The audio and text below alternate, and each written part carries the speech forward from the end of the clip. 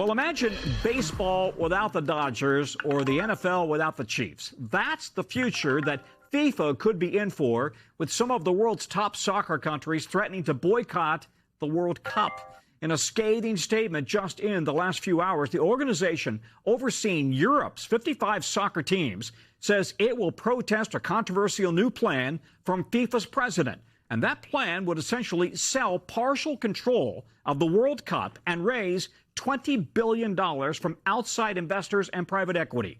Among the investors, Josh Kushner, the brother of the president's son-in-law, Jared Kushner. The European Soccer Club says, quote, some things are simply too important to sell. The FIFA World Cup belongs to football. It always will.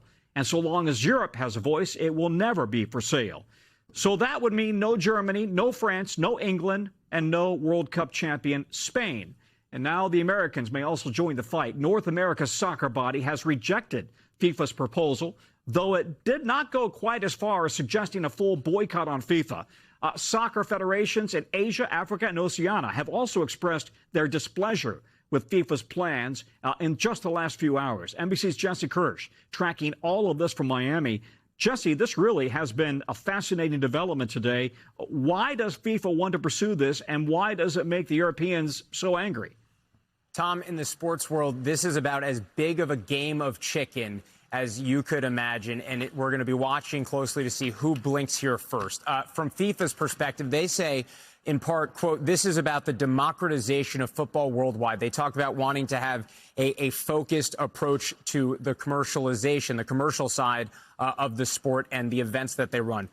UEFA, for its part, says that commercial return becomes a permanent obligation. Investor expectations become a daily pressure. FIFA is also talking about how it would increase by tens of millions of dollars the amount of money going to these member associations, more than 200 of them all over the world. And not all of these member associations are Spain and England and Argentina with very lucrative rosters, right? A lot of ad revenue around them, a lot of spotlight on them. There are smaller countries, smaller organizations that don't have that high-profile status and the revenue to go with it, where $20 million could mean more to them than it might mean to the English Football Association. But just seeing how many different countries are speaking out here, I think, speaks to the concern from countries big and small in terms of soccer stature. And we had a chance to speak with our colleague from NBC Sport, one of our NBC Digital colleagues earlier, Rohan Nadkarni, and here's part of what he had to say about all of this.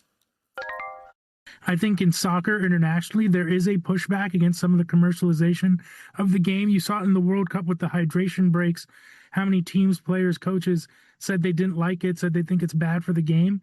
So I do think if UEFA is to be successful here, I can certainly see it emboldening them in the future the next time FIFA does something that people feel like ruins the spirit of the game.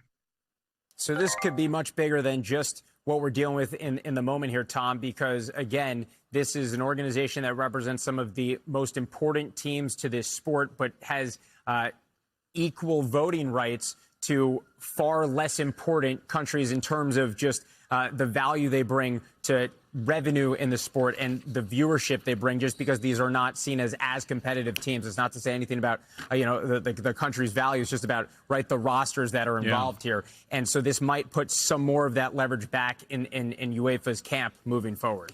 So we'll see if the money argument wins the day on this one. Jesse Kirsch, thanks very much. We thank you for watching, and remember, stay updated on breaking news and top stories on the NBC News app or watch live on our YouTube channel.